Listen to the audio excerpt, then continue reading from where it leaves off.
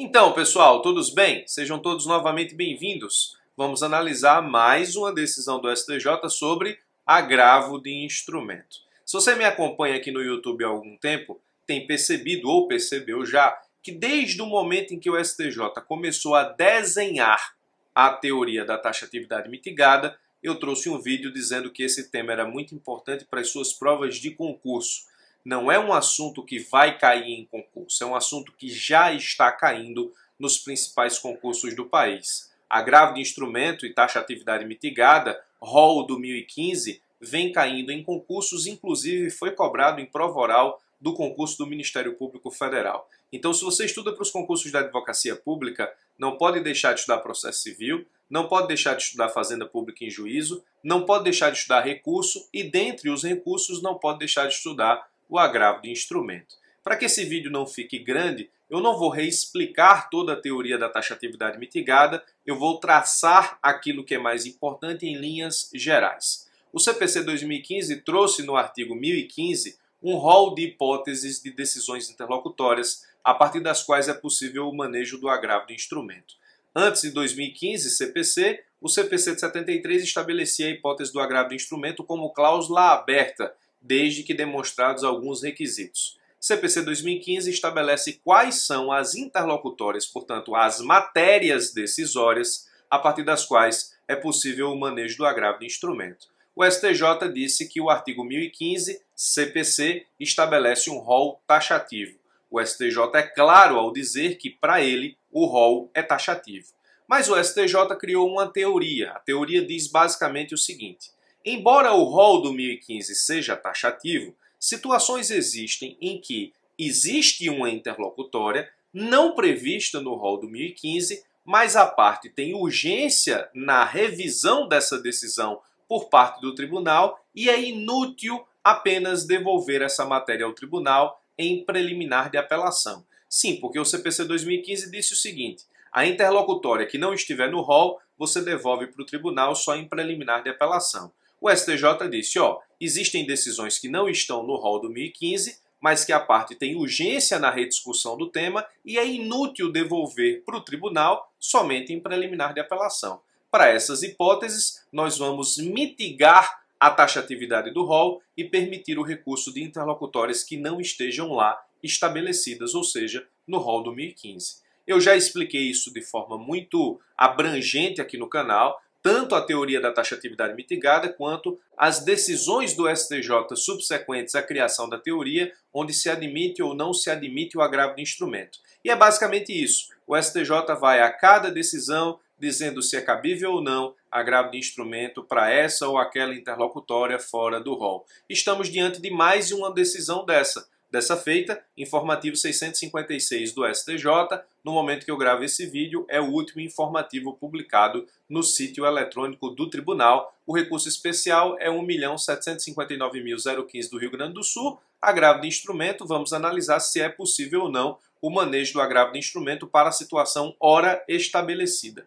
Primeiro entenda o caso. O caso é o seguinte, imagine que Ebédico está sofrendo uma execução, mas ele ajuiza uma ação de impugnação, ação autônoma de impugnação do título executivo em que se funda a execução.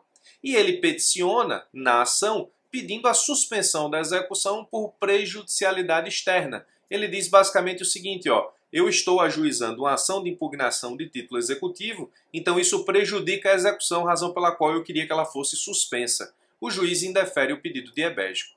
Ebédico, portanto, vai lá e apresenta um agravo de instrumento com base no artigo 1015 e sim, inciso 1 do Código de Processo Civil, ou seja, isso está estabelecido no CPC da seguinte forma: cabe agravo de instrumento contra as decisões interlocutórias que versarem sobre tutelas provisórias. O que Ebédico está tentando enquadrar aqui é que o pedido de suspensão da execução feito por ele, na verdade, tem natureza jurídica de tutela provisória, ainda que de forma acessória. É isso que Ebédico quer ver constar aqui, enquanto declaração judicial, para permitir a rediscussão da decisão interlocutória, que no caso indeferiu o seu pedido de suspensão da execução.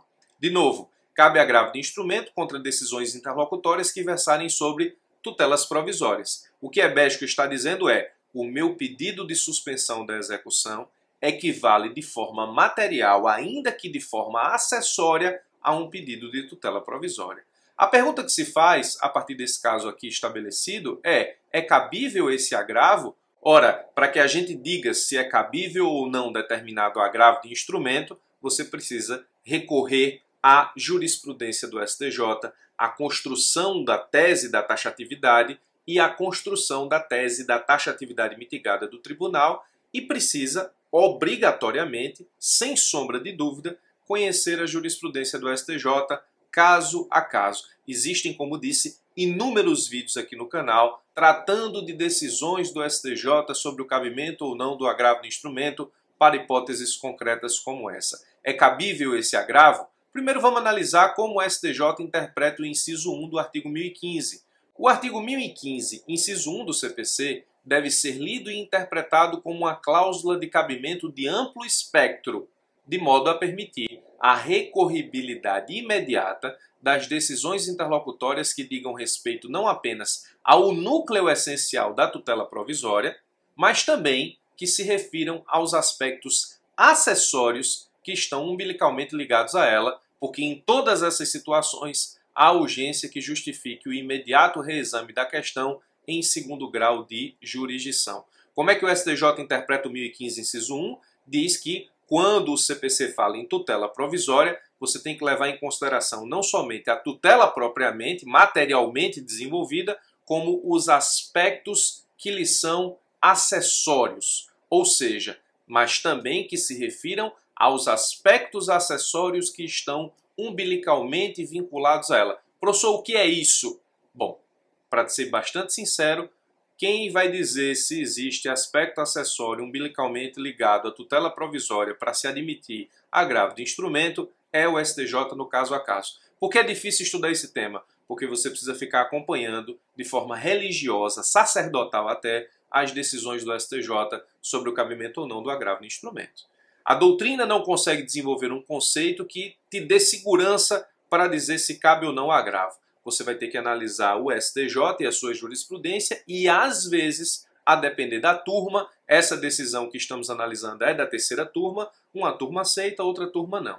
Então, tem que ficar ligado, é o típico assunto que precisa de uma atualização constante. Muito bem, o STJ interpreta o inciso 1 do 1015 como tutela provisória é aquilo que é materialmente decidido enquanto tutela provisória, mas também os aspectos acessórios que estão umbilicalmente a ela vinculados. O pedido de suspensão da execução, feito por Ebesco no nosso caso, equivale a uma tutela provisória, ainda que de forma acessória, ao que o STJ falou. Embora exista, evidentemente, uma natural relação de prejudicialidade entre a ação de conhecimento em que se impugna a existência do título e a ação executiva fundada no mesmo título, é preciso esclarecer que a suspensão do processo executivo em virtude dessa prejudicialidade externa não está fundada em urgência, nem tampouco a decisão que versa sobre a suspensão do processo versa sobre tutela de urgência. Com efeito, o valor que se pretende tutelar quando se admite suspender um processo ao aguardo de resolução de mérito a ser examinada em outro processo é a segurança jurídica. Desse modo, a decisão interlocutória que versa sobre suspensão do processo por prejudicialidade externa, fundada em segurança jurídica, em nada se relaciona com a decisão interlocutória que versa sobre tutela provisória, fundada em urgência ou evidência. O STJ disse, uma coisa é urgência, evidência, outra coisa é segurança jurídica, não sendo o mero risco de prolação de decisões conflitantes ou a hipotética e superveniência perda do objeto, elementos hábeis a comprometer o resultado útil do processo. O STJ basicamente diz o quê? O pedido de suspensão da execução por prejudicialidade externa não equivale a um pedido de tutela provisória, razão pela qual a decisão que o indefere não trata sobre tutela provisória propriamente, nem sobre aspectos acessórios a ela. Um outro ponto importante, o STJ destacou, o pedido de suspensão nesse caso encontra óbice legal quando disse: nesse contexto, bastaria o ajuizamento de uma ação autônoma de impugnação do título, em que se funda a execução, para criar, inclusive de forma artificial, o suposto risco ao resultado útil do processo, e assim paralisar o andamento da ação executiva, o que, além de contrariar a expressa disposição de lei, artigo 784, parágrafo 1º do CPC, também representaria inegável retrocesso em termos de efetividade da execução e consequente violação à norma fundamental prevista no artigo 4º. Embora eu sempre recomende que você acompanhe as decisões com o vade-mecum de lado, até para que você possa manusear o vade-mecum e ganhar intimidade nas posições legislativas do seu vade-mecum, o que facilita a sua vida na prova de segunda fase, eu trago para os senhores o artigo 784 do CPC que diz: a propositura de qualquer ação relativa a débito constante de título executivo não inibe o credor de promover-lhe a execução. É justamente esse óbice legal que o STJ trata aqui. E o artigo 4º, as partes têm direito de obter em prazo razoável a solução integral do mérito, incluída a atividade satisfativa, o que é norma fundamental que encontra inclusive amparo no texto constitucional.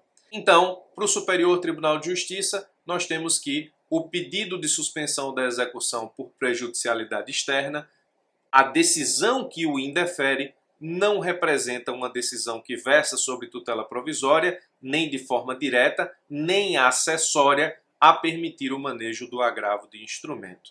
Mais uma decisão sobre agravo de instrumento a ser colocada aí na sua lista de atualização sobre o assunto. Isso tem muito cara de prova, então todo cuidado é pouco. Espero que você tenha entendido. Vou ficando por aqui. Até os nossos próximos encontros.